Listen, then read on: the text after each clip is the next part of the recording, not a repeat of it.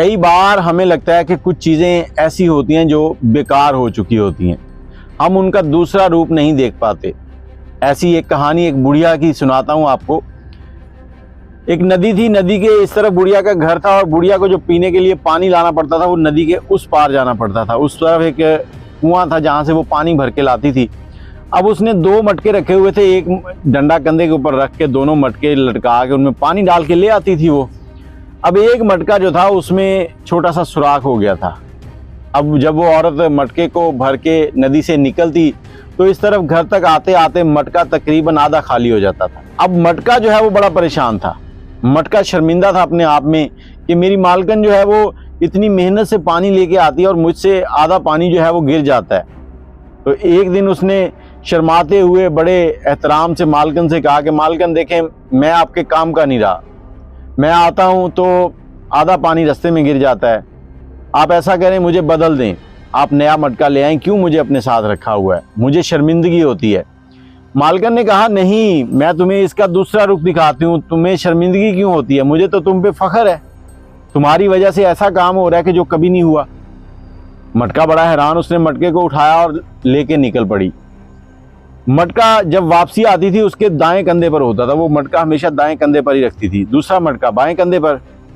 अब नदी पर गई है, मटके को भर लिया है, भर के जब निकली है तो कहती अब देखते जाओ ये जिस साइड पे तुम हो इस साइड पे कितने फूल लगे हुए हैं। मटका कहता बहुत, और जिस साइड पे ये दूसरा मटका है इस तरफ कितने फूल हैं। उसने कहा कोई भी नहीं।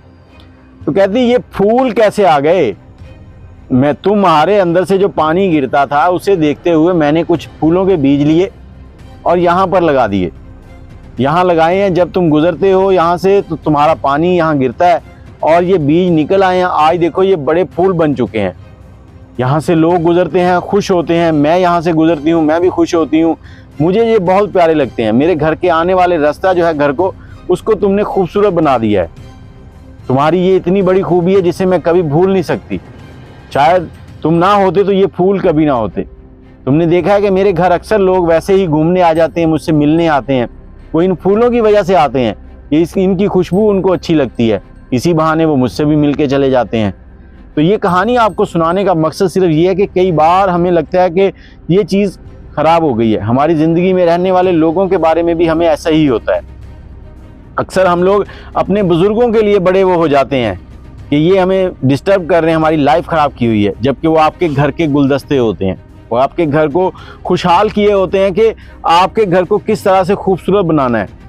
जिस दिन वो बूढ़े वालिदैन आपके सर पे नहीं होंगे तब आपको समझ आएगी कि उन्होंने किस किस जिम्मेदारी को संभाला हुआ था जो आपको महसूस ही नहीं होती थी। फिर आप परेशान होंगे और जब वक्त गुजर जाता है तो फिर परेशान होने से कुछ नहीं मिलता, फिर सिर्फ पछतावा रह जाता है। और ज़िंदगी में कोई ऐसा काम ना करें जिस पर कभी आपको पछताना पड़े। कमेंट में अपनी राय ज़रूर दीजिएगा। मुझे इजाज़त दें। अल्लाह हाफ़िज़।